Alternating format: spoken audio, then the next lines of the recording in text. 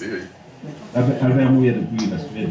Ok, mais je crois que la situation qui se passe à Kinshasa, nous devons comprendre comment ce que Tshisekedi va parler. Vous savez que Tshisekedi, pour le moment, il est devant une situation très difficile. Une situation difficile dans quel sens? Parce que il a ce qu'il lui a en tête. Comme d'habitude, Tshisekedi a toujours quelque chose que lui a en tête. Mais il y a aussi le peuple qui a aussi ses revendications. Et toutes ces revendications, il aimerait le retrouver dans Etienne Tshisekedi. C'est là le problème. Alors, aujourd'hui, au stade, est-ce que Tshisekedi va paraître comme un leader politique de l'UDPS ou bien Tshisekedi va paraître comme une star qui puisse rassembler toutes les synergies populaires? Parce que le problème de la faim, ou du moins le problème social, c'est un problème de toute la population. Que vous soyez de l'UDPS, de PPRD ou de n'importe quel parti politique.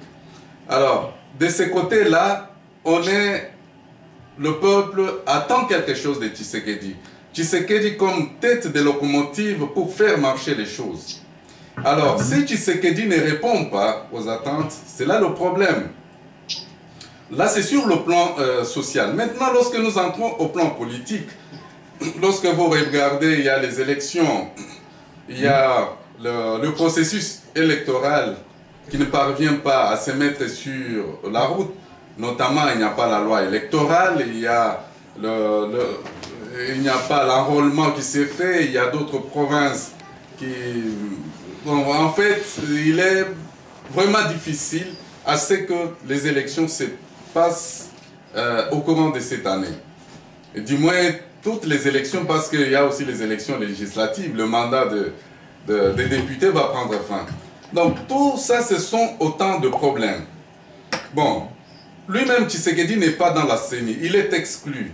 Alors, on se demande comment l'UDPS peut aller dans une aventure politique du moment qu'il est exclu dans les rouages qui contrôlent la fiabilité même et l'exactitude des résultats. Donc, tout ça, c'est... Oui. Ça, c'est déjà... Le TPS ira au... Vous ne pouvez rien y faire.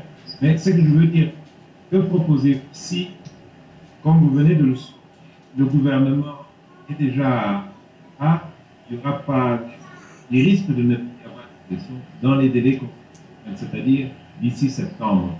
Si les élections ne sont pas organisées à ce moment-là, que devons-nous faire? Attendre que Kabila les organise ou bien faire une transition avec Kabila toujours comme chef de l'État? Ou que diriez-vous à Tshisekedi s'il était en face de vous? Non, mais en fait, le problème n'est plus d'aller encore dans des salons pour faire le partage équitable, équilibré de pouvoir, des négociations. Non, là nous risquons encore, on risque encore de nous entraîner dans une situation que nous ne pourrons plus nous en sortir. Oui.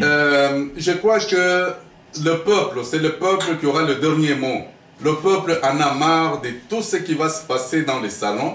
Ils sont partis en Afrique du Sud, vous savez ce qui s'est passé en Afrique du Sud. Donc, que ce soit du temps de Mobutu, quels que soient tous les niveaux, les concertations politiques n'ont jamais répondu aux attentes du peuple. Et le peuple n'est pas dit pour se faire encore avoir.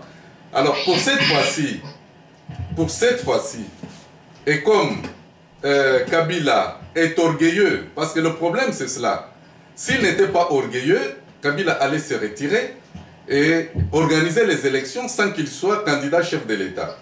Mais comme Kabila lui-même a déjà commencé à faire la publicité pour être candidat, les choses maintenant vont se passer autrement. Alors maintenant, comme de la même manière que le meeting de l'UDPS a été forcé d'être accepté, c'est de la même manière que Kabila sera forcé de partir. Et cette fois-ci, nous arrivons maintenant à la solution qui s'est passée en Tunisie et en Égypte. Merci beaucoup. Essayons d'avoir Kinshasa maintenant pour connaître la vraie température là-bas.